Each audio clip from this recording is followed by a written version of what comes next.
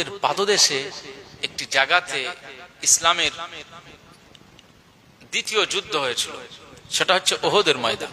প্রথম যুদ্ধ হচ্ছে বদরের ময়দান, আর দ্বিতীয় জিহাদ হয়েছিল উহুদের ময়দানে। এই যুদ্ধটা কিন্তু প্রতিশোধমূলক যুদ্ধ। মদিনা শান্ত ছিল, বদরের যুদ্ধে জয়লাভ করেছিলেন কারা? মুসলমানেরা। এবং 313 জন, আর ওদের সংখ্যা ছিল 1350। ওদের সংখ্যা বেশি, আবু জেহেলদের সংখ্যা বেশি, মুসলমানদের সংখ্যা কম।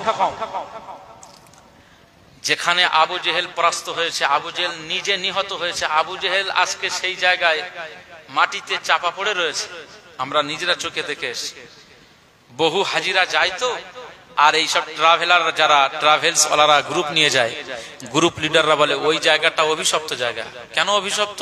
না, ওই জায়গা আবু জেহেল শুয়ে রয়েছে, ওর ওখানে মাটিতে চাপা। যেই আবু জেহেলের নাম শুনে হাজি সাহেবরা খেপে যায়, সবাই ইট তুলে আর ওই আবু জেহেলের কবরে ছড়ে। মানে রাগ সহ্য করতে পারে না। মনে রাখতে হবে, 1500 বছর পরেও একজন আশেকে রসুল ওই জায়গায় গিয়ে আর দাঁড়িয়ে থাকতে পারে না। আবু জেহেলের নাম শুনলে শরীর গরম হয়ে যায়। আমরা নিজেরাও ছড়েছি, কারণ আবু জাহাল এমন নিকৃষ্ট কাজ করেছে, এমন গর্হিত কাজ করেছে, যা ভাষায় বলা যায় না। রাসূলুল্লাহ সাল্লাল্লাহু আলাইহি ওয়াসাল্লাম একটু কাবা বাইতুল্লাহতে যাবে, শুধু নামাজ পড়বে, কারোর সাথে ঝঞ্ঝাট নেই, কিচ্ছু নেই, শুধু ইবাদতের জন্য যাবে।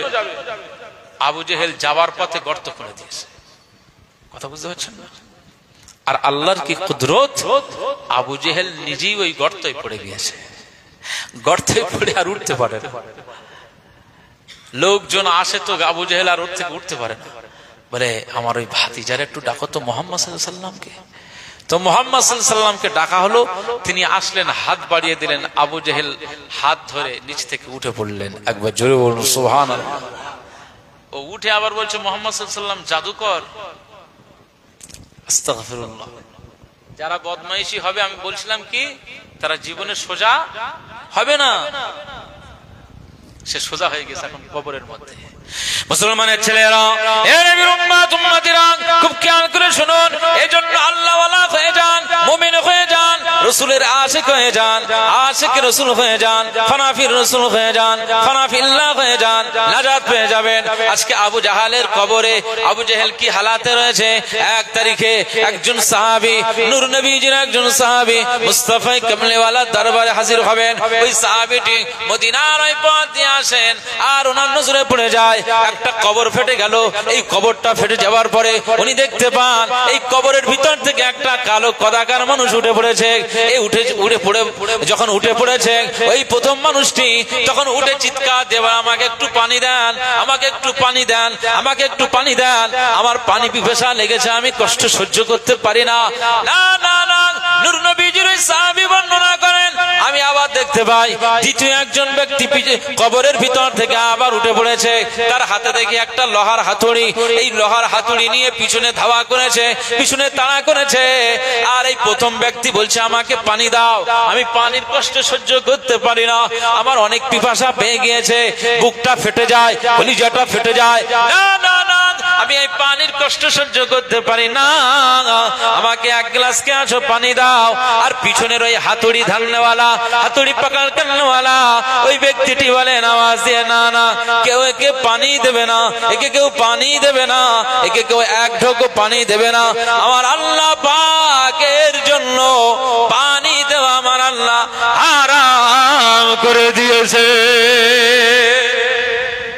ছেড়ে বলবেন না সুবহানাল্লাহ। কবরের ভিতর জীবনে আমরা শুধু ওই চোখে দেখে, কিন্তু মূল ভিতরের সব বিষয়গুলো সব আমার আল্লাহ ভালো জানেন, আর কবরওয়ালা জানে। আর যে সমস্ত ফেরেশতাদের দায়িত্বদার রয়েছে, তারাই ছাড়া আর কেউ বলতে পারবে না। কি কত কঠিন জায়গা, কত ভয়ঙ্কর জায়গা। আচ্ছা, আমি একটা আস্তে আস্তে একটা কথা শুনছিলাম, এদিকে কোনো একটা মহিলা লাশ টাটকা আছে, এরকম কোনো আবার সিদ্দির এদিকে কোনো ঘটনা? বহুদিন আগে ইন্তেকাল হয়ে গেছে আল্লাহওয়ালা একজন মহিলা। তো বলছে কবর এ হয়ে গেছে, কিন্তু সেইভাবে লাশটা এখনো টাটকা আছে। যাই হোক, শোনা কথা। আর এরকম লাশ টাটকার খবরও আসে, আসে না নেই বলেন? আছে। কবরের লাশ টাটকা থাকে যারা আল্লাহ ওয়ালা হয়ে যায়। মুসলমানের ছেলেরা, এ নবীর উম্মত উম্মতিরা, খুব খেয়াল করে শুনুন, যারা ঈমান ওয়ালা হয়ে যায়, যারা আল্লাহ ওয়ালা হয়ে যায়, আমার আল্লাহ পাক তাদের দরজাত বুলন্দ করে দেন, তাদের মাকামটা আলা করে দেন। যেভাবে লাশ সেইভাবেই থাকে, আমার আল্লাহ তাদের কবরের ভিতরে জিন্দা রেখে দেন। আল্লাহ ওয়ালাদেরকে আমার আল্লাহ এইভাবে রেখে দেন।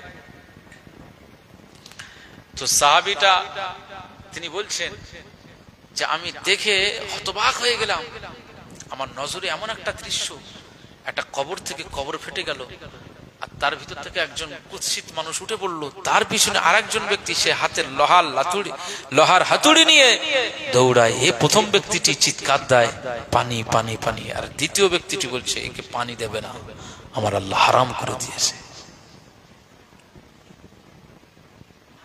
এর জন্য আমার আল্লাহ এই ব্যবস্থা করে দিয়েছেন। এ কিয়ামত নয়, চিরস্থায়ী এইভাবে সাজা পাবে, আরো কঠিন ভয়ঙ্কর সাজা পাবে। এই সাহাবীটি বলেন, আমি তো বুঝতে পারি না, আমি তো জানি না, কিন্তু আমার নজরে পড়ে গিয়েছে এই বিষয়টা। আমার নূর নবীজির দরবারে গেলাম, আকা মাওলা রাসূলুল্লাহ সাল্লাল্লাহু আলাইহি ওয়াসাল্লামের সাক্ষাৎ হলো, আমি সালাম দিলাম, আসসালাতু ওয়াসসালামু আলাইকা ইয়া রাসূলুল্লাহ, আসসালাতু ওয়াসসালামু আলাইকা ইয়া হাবিবাল্লাহ। হুজুর, আমি আপনার একজন নগণ্য সাহাবী, ওই বদরের ময়দানের দিক থেকে এসেছি, বদরের দিক